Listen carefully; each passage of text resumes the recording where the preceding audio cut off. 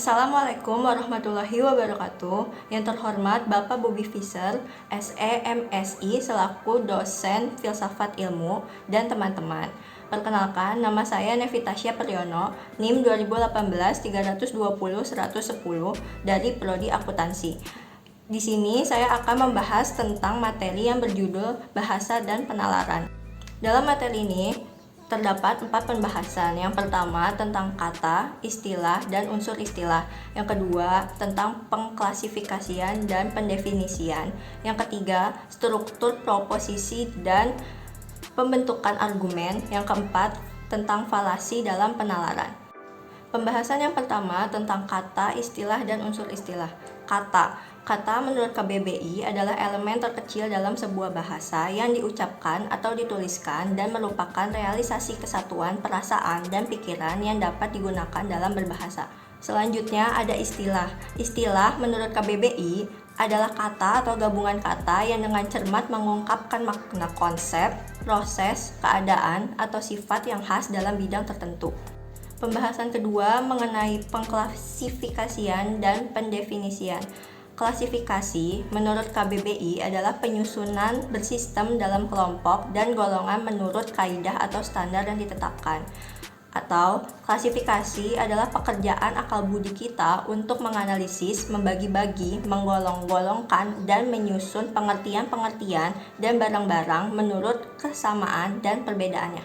Ada 4 unsur pengklasifikasian. Yang pertama, pengklasifikasian harus lengkap. Yang kedua, pengklasifikasian harus sungguh-sungguh memisahkan. Yang ketiga, pengklasifikasian harus menurut dasar, prinsip, atau garis yang sama. Yang keempat, pengklasifikasian harus cocok untuk tujuan yang hendak dicapai. Kemudian, definisi. Definisi menurut KBBI adalah kata, frasa, atau kalimat yang mengungkapkan makna, keterangan, atau ciri utama dari orang, benda, proses, atau aktivitas, atau yang bisa dibilang batasan atau arti. Yang kedua, itu rumusan tentang ruang lingkup dan ciri-ciri suatu konsep yang menjadi pokok pembicaraan atau studi. Definisi terbagi menjadi 2. Yang pertama, definisi nominal. Yang kedua yaitu ada definisi real.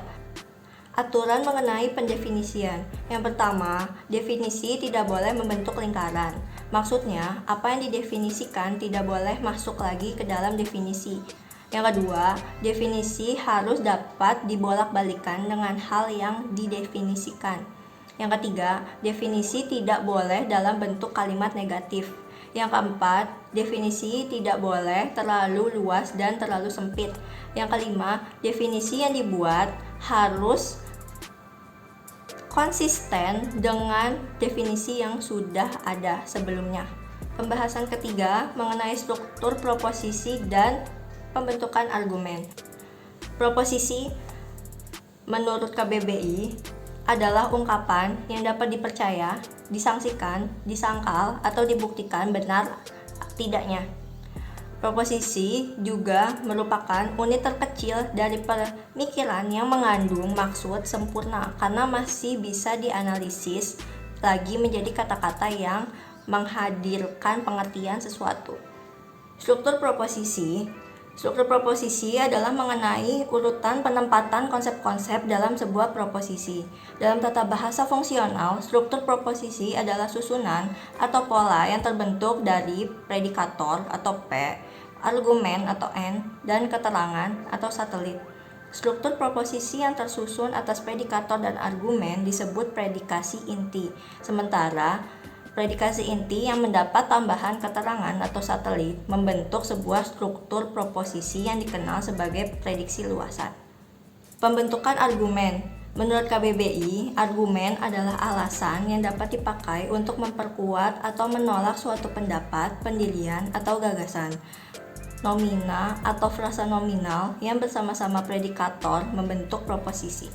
Dalam pembentukannya, sebuah argumen setidaknya harus terdiri dari 3 komponen utama, yaitu premis, inferensi, dan kesimpulan. Pembahasan keempat yaitu mengenai falasi dalam penalaran. Penalaran adalah kegiatan akal budi dalam memahami makna setiap term dalam suatu proposisi.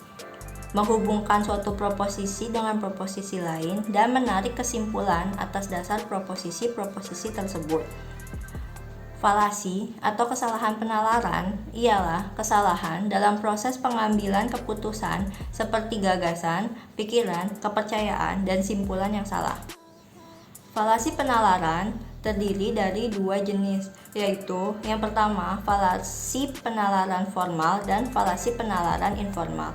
Sekian materi yang dapat saya sampaikan, kurang lebihnya mohon maaf. Semoga materi ini dapat bermanfaat bagi teman-teman semua. Wassalamualaikum warahmatullahi wabarakatuh.